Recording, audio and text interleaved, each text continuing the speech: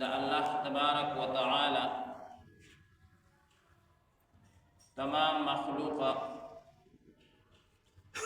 او بیا خاص کر انسان اغدا غواړي چې زه د الله تبارک و تعالی دوست او ولی هغه جوړ شمه. کتابونو کې لیکلي شوي دي چې دا د هر انسان د زړه تمنا ده چې زه د الله تعالی ولی او د الله تعالی دوست جوړ شمه. کینا اجتماعي عمل شروع کینا بس نفلونه ختم. ولیکن دوستانه هغه دوه قسمه ده، یو ته خاص دوست وي او بل ته عام دوست وي. دنیا کې مونږ دا وینو او ګورو چې دا چا دوستان وینو وي، ځینې دوستان هغه ډېر قریب دي، خاص دي، او ځینې عام تعلق دی ورسره. یو انسان چې الله تعالی پیدا کړی دی نو دی د الله تعالی دوست دی او د الله تعالی ولی دی، خو لیکن دا تعلق او دوستانه دا عام دوستانه او تعلق دی. اوس دا عام دوستانه او عام تعلق د انسان هغه څنګه دی؟ یو کس به دا وایي چې یاره الله پیدا کوم، الله سره مې دوستانه ده، الله را باندې انعامات کوي، نو دا څنګه عامه دوستانه ده؟ نو عام دوست دې ته ویل کېږي چې هغه د هغه دوست خیال نه ساتي، بعضې اوقاتو کې خیال نه ساتي او بعضې اوقاتو کې هغه هیر کړي. او خاص دوست دې ته ویل کېږي چې هېڅ وخت کې د هغه زړه نه خفه کوي، هر وخت د هغه د خوشحالۍ باقاعده سوچ کوي. یا سینا هغه خاص دوست مې خفه شي چې څه کار هم کوي نو هغه ته ټلیفون کوي، هغه سره مشوره کوي. چې څه کار نه هم کوي نو هغه ته وایي چې یاره دا کار مې زړه نه غواړي، ته پکې څه ویل غواړي. خاص تعلق وي. اوس زمونږ دوستانه د الله تعالی سره عام ده او که خاص ده نو موږ خپل ځان په خپله باندې هغه چیک کړو، خپله زندګي دې په خپله باندې وګورو. که انسان هر یو کار کوي او هغې کې ګوري چې یاره الله تعالی په دې خفه کېږي او که خوشحالېږي، هر سوچ دا وي، هر عمل دا وي، هر کار دا وي، قول او فعل ټول هم دکه شانتې وي چې یاره هسې نه په دې خبره الله مانه ناراضه شي، هسې نه په دې کار الله مانه ناراضه شي، نو پته لګي دی د الله خاص دوست جوړ شوی دی. دی پوی هم نه دی او دی د الله تعالی ولی جوړ شوی دی. خلک وایي که نه پلان کې د الله ولی دی، ولی دې ته ویل کېږي. ولی څه دا نه دی چې هغه په سیند باندې پورې وځي بغیر کشتی، یا په دیوال باندې کېني او هغه دیوال روان کي. ولایت دې ته ویل کېږي. ولی معنا دوست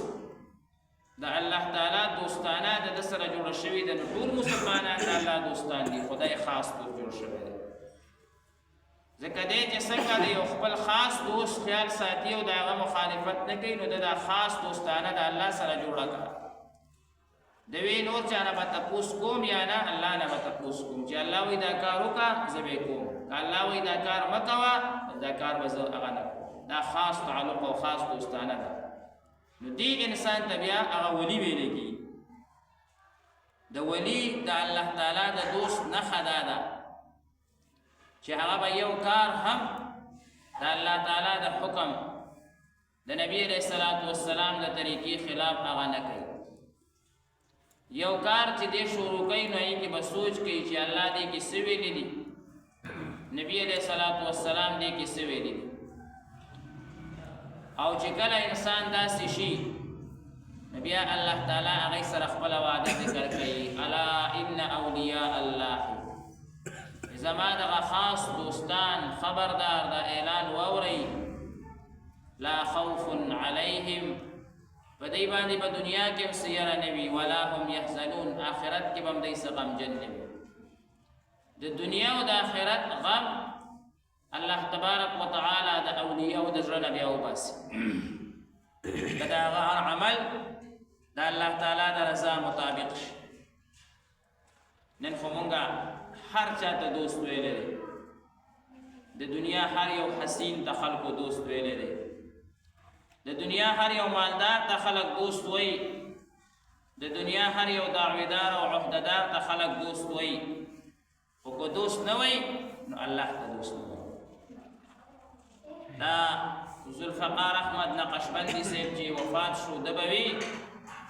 وی دا الفاظ لیکل چې خلق یو بل ته لیکي چې آی لو یو، ما تا سره محبت دی. دا الفاظ وی کدا د الله نه علاوه غیر الله ته ولیکل او الله دغه ټیم اعلان وکړو چې زما د دوستانو نه د فهرست وباسي، زما د دوستانو د فهرست د نه وباسي، ځکه ته بل ته ولیکل چې آی لو یو، زما تا سره دوستانه ده، بل ته وی زما تا سره پیار دی، زما د دوستانو نه د دنوم کټ کوي. یا بس کو قیامت پورې الله ته مخامخ شي، الله درته وایي چې تا خو ما سره ما ته لیکلی نو چې آی لو یو، تا خو بل ته لیکلی چې آی لو ورشه هغه سره دوستانه وکړه، هغه به اخلاص زما د دوستانو په فهرست کې خوستانو نشته، ځکه تا خپله نوم کټ کړی دی. نن موږ د هر چا سره دوستانه کړي، یو دوستانه مو نه ده کړې نو د الله سره مو دوستانه نه ده کړې. د دې وجه نه د دنیا پریشانۍ، د دنیا پریشانۍ یو عالم لیکلي وایي د سر درد دا په سر باندې د سرو زرو تاج سره هغه نه صحیح کېږي، دغه شان دی د زړه درد او د زړه پریشانۍ دا د بدن د پاسه اعلی اعلی کپړو سره دا نه ختمېږي، دا د زړه کې دننه څه چل کول پکار دي، لکه هلته سر کې دننه چې څه چل کول پکار دي، یا ورته ګولۍ واچوي یا پې دم واچوي نو سر کې دننه څه خبره لاړه شي نو هغه سر درد ودرېږي. د سرو زرو په تاج باندې د سر درد نه ودرېږي. دغه شانتې د بدن ته سکون دا په اعلی لباس نه میلاویږي، په اعلی مکان نه میلاویږي، په اعلی ګاډي نه میلاویږي. د بدن کې بدن نه څه چل کې، د بدن کې بدن نه د الله دوستانه پیدا کې، د الله تعلق د الله محبت نه پیدا کې. حدیث مبارک کې راغلی چې د بدن کې یو ټوټه ده که هغه صحیح شوه ټول بدن به صحیح شي. یا درې پیرې حضور فرمایل الا وهي القلب، الا وهي القلب، الا وهي القلب. خبردار هغه زړه دی، خبردار هغه زړه دی، خبردار هغه زړه دی. نن زمونږ زړه کې غیر الله وي او بیا چې کوم دی نو بلا را سره مال وي پریشانیان نه ختمېږي. مالدار ډیر دی خو د مال نه لطف اندوز خلق هغه دیندار دي. مالدار ډیر دی، مال بیل شی دی او د مال نه لطف اخیستل او مزه اخیستل دا بیل شی دی، هغه دیندار واغشته. ای سره مال کم دی خو د ژوند نه انجوای واغشته، د ژوند نه مزې واغشتې. دین د برکت ده، د دین د برکت تړه کې یو الله موجود دی، بدن کې سکون موجود دی ځکه د الله تعالی طریقې پکې موجود دي. کم بدن که هر ځای ته ورسي، سپوږمۍ ته سیزدانان ورسه، سیاراتو ته وختېده خو لیکن سکون میلاو نه شو ځکه الله یې ملګری نه کړو، د الله سره یې دوستانه جوړه نه کړه. الا ان اولیاء الله، الله وایي زما دوستان هغوی باندې به خوف و خطر نه وي آینده کې. زما وروڼو مونږ هر څه وکړو خو د الله سره مو دوستانه هغه جوړه نه کړه. په دې خپله زندګۍ باندې د انسان سوچ وکړي، کیدي نه ځان سره زه چېرته روان یم، زما سفر کم خوا دی، چا سره زما ملاقات دی، کمې ورځې ته زه مخامخ کېدونکی یم. ټول وعظونه او نصیحتونه ډېر کېږي. وعظ او نصیحت هغه دی چې تا خپل ځان ته باقاعده یو خبره ونیوه او په هغې باندې دې عمل وکړو،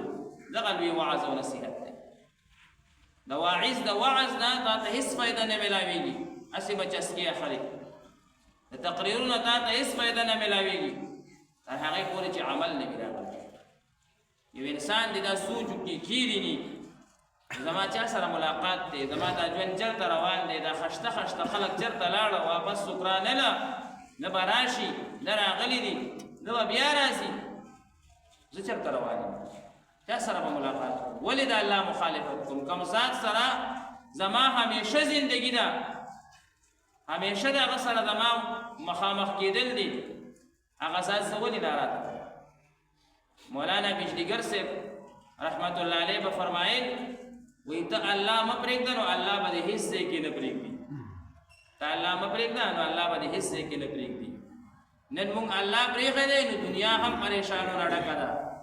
او د آخرت پریشانۍ هغه خو د الله تعالی مونږ او تاسو وساتي څومره پریشانۍ د آخرت یو انسان هغه باقاعده پوهېږي چې زما باندې یو شی واجب دی یو شی را باندې فرض دی او هغه زه نه ادا کوم روزانه مونږ اذانونه اورو مونږ غافلین پراته یو اوس د جمعې ورځ ده جومات به ډک شي د سهار په لمونځ کې دا اذان کېږي دغه مؤذنې کوي د ماسپښین په لمونځ کې هم کېږي د ماسخوتن په هغې کې هم کېږي په ټولو لمونځونو کېږي جمعې په ورځ باندې جومات ډکېږي د سهار لمونځ کې جومات نه ډکېږي د ماسپښین لمونځ کې جومات نه ډکېږي اوزګار شم اومه که او که اوزګار نه شم اومې نه کړي دا اوس کمې ورځې ته مونږ دا لمونځ پرېښی مونږ دا وایو چې یاره ښه زوړ شم نو بیا به لمونځونه کوم نو خو شیخ سعدي صاحب وایي در جوانی توبه کردن شیوه پیغمبر است در جوانی توبه کردن شیوه پیغمبری او وقت پیری گرگ ظالم می شود پرهیزگار په ځوانۍ کې توبه وباسه دا د پیغمبرانو نښه ده په بوډاوالي کې خو زمرین سبحان الله والحمدلله شروع کوي زمری بوډا شي که نه نو هغه بیا چېرته ګوټ کې ناست دي سبحان الله الحمدلله او ذکر اذکار کوي ویره بوډا شو هغه خو بیا هغه ظالم زمری هم هغه چې کوم دی نو بیا توبه وباسي چې مونږ هېڅ وخت کې نن سبا چې کوم دی نو توبه نه وباسو الله قسمه قسم تکالیف روزانه خیال مو کړي قسم و څه مصیبت را روانې اوس دې هفته کې 2 پیرې وایي زلزله راغلې او نن سبا دې زلزلې نه خلکو یو ګپ شپ هم جوړ کړو 2 پیرې زلزله خو راله زه خو پې پوه نه شوم بیا راته یو صاحب وایي نو بیا ما یاره استغفار ویل پکار دا خو ما نه ډېره غلطي شوي زه نه یم پوه شوی نو بیا راته یو بل صاحب وایي داسې دومره مثلا نه وي جاپان کې روزانه راځي الله الله د عذاب نه اوس مونږه مسخرې کوي جاپان کې روزانه راځي د هغې هېڅ پروا وایي نشته الله اکبر الله اکبر د الله عذاب په روزانه مونږ باندې راځي او مونږ به وایو خیر دی داسې پروا نشته دا د مشرکینو عادت مشرکینو باندې به چې عذاب راغلو هغوی به وي دا مخکې قوم عاد باندې م راغلی او بیا سم شوه د هغې نه پس هم الله وایي خلک پیدا کړه قوم سمود باندې راغلی و هغې نه پس هم وایي الله خلک پیدا کړه که د الله دا خلک ناخوښ وی وایي نه به یې پیدا کړو یو ځل یې ختم کړی چې پیدا یې کړو نو وایي خوښ مینه یې را سره شته الله عذاب هغه هېڅ ډېر نه غواړي هسې نه مونږ همداسې غفلت کې پراته یو او د غفلت زندگی ګوره دا ډېره خطرناکه زندگی د هر مرض علاج شته خو د غفلت علاج نشته بل ما ته یو صاحب وایي ما ته داسې وظیفه وښایه چې زه لمونځ کوم لمونځ مې د دې علاج هغه همت دی د دې وظیفه نشته د لمونځ کولو بس نبي علیه الصلاة والسلام په سونو احادیث مبارکه وي د قرآن مجید په سونو آیاتونه مبارکه نازل شوي هغه ته نه منې زما په وظیفه به ته لمونځګزار شې هېڅکله لمونځګزار نه شي همت ځان کې پیدا کړه همت دې ځان کې پیدا کړو دا فرض څه شی دي تهجد به هم کې بیا یا به نفل هم کې همت نشته مونږ کې همت نشته مونږ وایو بس د دینداري هم مونږ د دنیادارۍ دپاره پریشاني راشي بیا به یې کومه غریبي راله بیا به لمونځ کومه او کله مالداره شو بیا خو چې کوم دی نو دا د ملیانو کار دی او دا د شیخانو کار دی او دا د تبلیغیانو د صوفیانو کار دی مونږ جومات سره څه تعلق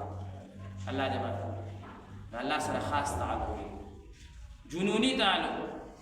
جنوني تعلق چې الله تعالی سره زموږ داسې تعلق چې بالکل لکه د لیوني تعلق حدیث مبارک کې راځي الله داسې یادوه چې خلک درته لیونی ووایي یا الله مقصد دا دی چې ما سره داسې تعلق جوړ کړه چې خاص تعلق محبت تو کہتے ہیں سب محبت نہیں جس میں شدت نہیں محبت خو هر څوک چغې وایي هغه محبت اړو محبت نه دی چې کوم کې شدت نشته د الله محبت کې شدت بس هر څه چې کېږي مونځ به نه قضا کېږي هر څه چې کېږي دنیا دې روانه شي په بله دې واوړي بس زما مونځ به نه قضا کېږي قصد وکړه زما نه به نفل نه قضا کېږي زما نه به تلاوت نه قضا کېږي کولی شي الله درته بیا موقع برابري او که نه برابري داسې به درته برابرېږي انشاءالله تعالی لارې به درته کولی شي لیکن مونږ قصد کړه چې نه به یې کوو مونږ عکس کړه مونږ خبره الټه روانه ده مونږ خبره نه به یې کوم چې پریشاني راغله بیا به یې کوم که غریبي راغله بیا به یې کوم که بیماري راغله بیا به الله ته متوجه کېږم بیا به کله د الله مدد راځي ذیل اعمال کې دا حدیث مبارک موجود دی چې کله یو انسان الله ته جاړي نو فرشتې وایي دا ناشنا आवाज دی مخکې نه جړل اوس پریشانی راغلی دا نو ځکه جاړي فرشتي بره ډوډي نه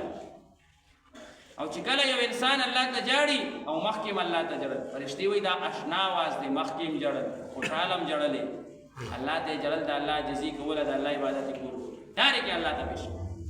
زموږ आवाज ډایرک الله ته دا بکله دي چې دا الله سره خاص تعلق او خاص تعلق دې ته ویل کېږي تاسو ته اول کې مثال درکو چې یو دوست بل دوست خاص دوستانه وي هغه نشم خپه کوله هر څه کوله شم هغه نشم خپه کوله دا وایا چې هر څه کوله شم هغه لوی خاص دوست الله هغه نشم خپه کوله هر څه کوله ورته بیا دنیا بدلېږي او کنه بدلېږي آخرت بیا بدلېږي او کنه ژوند د سکون جوړيږي او کنه جوړيږي الله تبارک وتعالى دې ته نصیب